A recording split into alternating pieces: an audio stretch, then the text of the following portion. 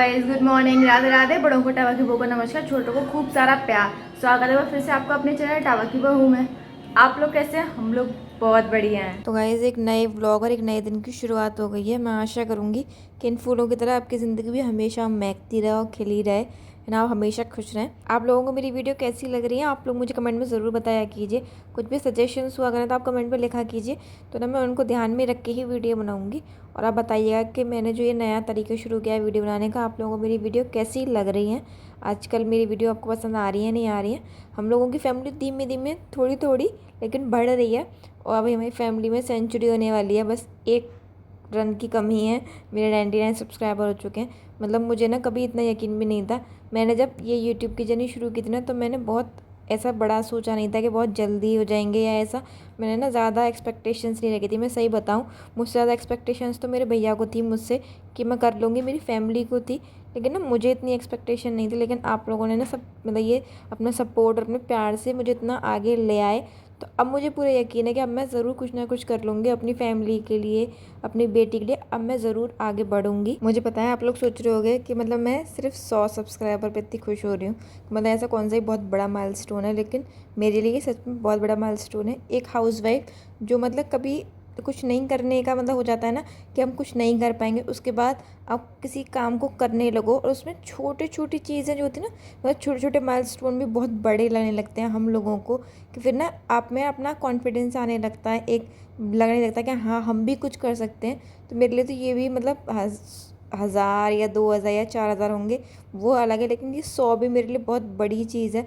In fact मैं बताऊँ, जब मेरे 50 सब्सक्राइबर हुए थे और मेरे व्यूज़ जब 50 60 70 हो गए थे ना, व्यूज़ 70 आने लगे थे, तब मैं इतनी खुश होती थी। मेरे भैया कहते थे, बहन तू मतलब 50 60 व्यूज़ में इतनी खुश हो रही है, जब तेरे व्यूज़ बहुत ज़्यादा हो जाएंगे, हज़ारों में आएंगे, तब क्या होगा। मैंने कहा तब तो मैं पता नहीं क्या ही होगा।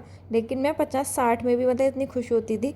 तो मेरे भैया कहते थे कि मतलब छोटी छोटी चीज़ों में खुशियाँ ढूंढना हर किसी के बस की बात नहीं है, एक औरत में सबसे ज़्यादा होती है। और ये बात ठीक भी है। मतलब एक औरत ना, जब मतलब हम लोगों को लगने लगता है ना, जैसे मतलब शादी हो जाती है या फिर कुछ भी होता है, तो हम लोग सोच रहे थे कि अरे अब फैमिली है, अब घर संभालना है, ये सब करना है। लेकिन उसके बाद अगर हम कुछ करने लगे और उस पर फैमिली का सपोर्ट मिले, अपने इन लॉज सपोर्ट करने लगे, हस्बैंड सपोर्ट करने लगे और अपनी फैमिली मतलब मायके की फैमिली सपोर्ट करने लगे, तो ना आदमी को अपने आप ही, औरत को ना अंदर से एक कॉन्फिडेंस आने लगता है। तो वो फिर छोटी छोटी चीज़ों में ना खुशियाँ ढूंढने लगती है। और यही मेरे साथ हुआ। और ऐसे ना बहुत हज़ारों लाखों औरतें हैं यूट्यूब पे जिनके साथ होता है। तो मैं मतलब बस यही कहना चाहूँगी, अगर कोई मुझे देख रहा है जो ऐसा करना चाह रहा है, अगर मैं कर सकती हूँ ना, तो कोई भी कर सकता है। मैं यही सोचती हूँ कि मैं कर सकती हूँ तो मैं कोई भी कर सकता है। क्योंकि मैं अपनी बताती हूँ, मैं ना बहुत ज़्यादा इंट्रोवर्ट हूँ। मैं मतलब ना लोगों से बात करना और ये सब मैं बहुत ज़्यादा झिझकती हूँ।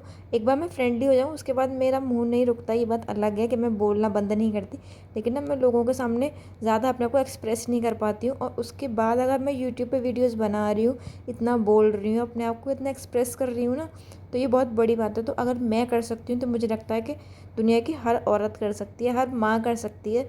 तो जो भी अगर ये करना चाहती हो तो आप खुल के यूट्यूब पे आइए। आपको यहाँ पे ना मतलब सब लोग बहुत ज़्यादा प्यार करते हैं, बहुत ज़्यादा सपोर्ट करते हैं। और ऐसे ही हम एक दूसरे का साथ देंगे, एक दूसरे का हाथ पकड़ेंगे ना, तो हम लोग बहुत आगे जा सकते हैं। तो चलिए औरतों की बात करते करते अपनी बेटी की बात करते हैं। आपने देखा होगा, मैं जब मलाई चला रही थी, मतलब मैंने घी निकाला था, तो आपने देखा होगा कि वो मेरी गोदी में ही थी। मतलब वो ना छोड़ ही नहीं रही है, तो मैं उसे पकड़ के ही काम कर रही हूँ। फिर मेरे हस्बैंड ले गए और किसी ने ना कमेंट किया था, मतलब बेटी के लिए पूछा था कि बच्ची ठीक है क्या अब। तो मैं उन्हें बता दूं कि हाँ अब वो मतलब वैसे ठीक है। उसे ना फीवर भी नहीं है और वॉमिट वगैरह भी नहीं कर रही है और मतलब लूज़ मोशन भी ठीक है उसके अब। लेकिन बस एक दिक्कत है कि वो खाना नहीं खा रही है। मतलब अभी आज भी उसे 5वां दिन हो गया। अब 5 दिन में ना उसने खाना नहीं खाया, मतलब रोटियाँ तो उसने छुई ही नहीं है।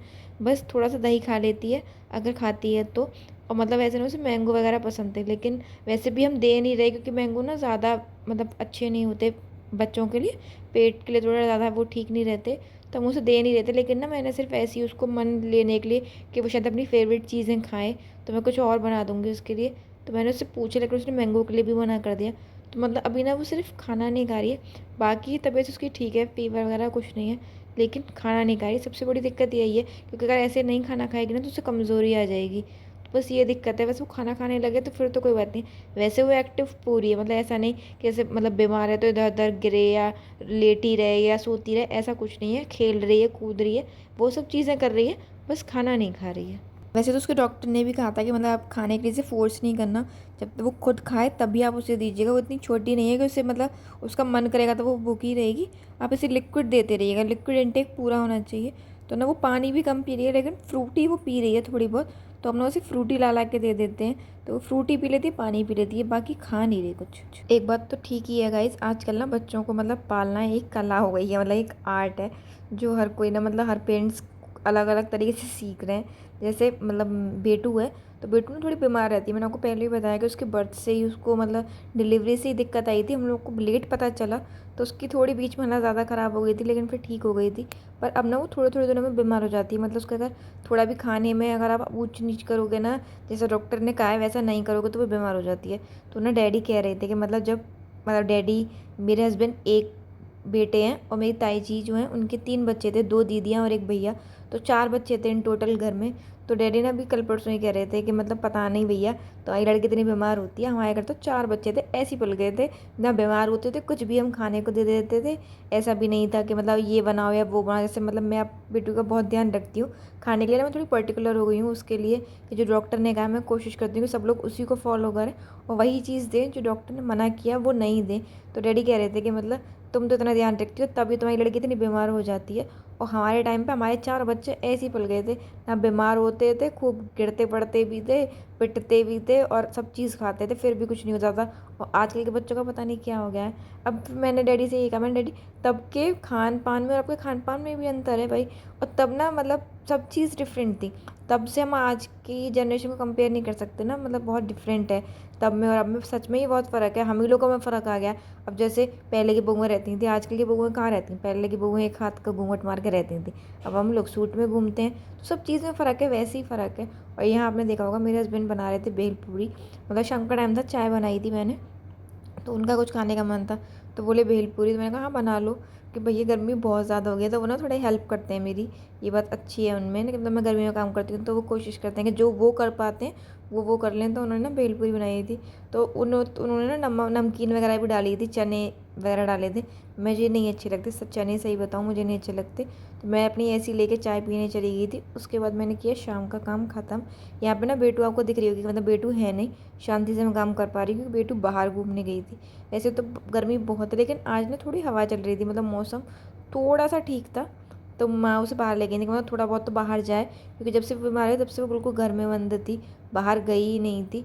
तो मैंने ना इतने में मैंने कहा ये जब तक बाहर घूम घाम के आएगी ना, इतने में अपना सारा काम कर लूँगी। तो मैंने बर्तन भी मांज लिए थे, कपड़े तय वगैरह ये भी करने थे, तो मैंने कपड़े वगैरह तय भी कर लिए थे। और गाइस एक मुझे चाहिए आप लोगों की हेल्प, मतलब मुझे आप लोगों से कुछ सजेशंस चाहिए। मुझे ना ईयरबड्स लेने हैं अपने लिए, मतलब मेरे पे ना थे मीवी के थे पहले, वो ख़राब हो गए हैं, तो मुझे ना अब दूसरे नए ईयरबड्स लेने हैं। तो आप लोग मुझे सजेस्ट कीजिएगा कि मतलब कौन सी ब्रांड अच्छी है, या फिर कौन से वाले ईयरबड्स अच्छे रहते हैं। तो आप लोग मुझे ज़रूर कमेंट में बताइएगा प्लीज़। और यहाँ आप देख होंगे ये बेटू आ गई थी बाहर से, तो हमने इसे बनाना खिलाने की कोशिश कर रही थी, मैं कही कैसे भी खा ले, तो ये और ज़्यादा मेरे से भी ज़्यादा चला के बोल रहा ना, मुझे अपने डैडा हम सबको खिला रही थी। मैंने कहा तुम थोड़ा सा मतलब थोड़ा सा भी खा लो, क्योंकि लूज़ मोशन से ना तो बनाना सही रहता है उसमें बच्चों के लिए ना। तो मैंने कोशिश की कि ये खा ले, लेकिन इसने खाई ही नहीं। गाइस आपने वीडियो देखी होगी, आपको वीडियो कैसी लगी ज़रूर कमेंट में बताइएगा। चलिए अब इस वीडियो को यहीं तक रखते हैं। अगर आपको मेरी वीडियो अच्छी लगी हो तो इसे लाइक कीजिएगा, चैनल को सब्सक्राइब कीजिएगा और एक कमेंट ज़रूर कीजिएगा। तो मिलते हैं अगले ब्लॉग में, तब तक के लिए नमस्कार।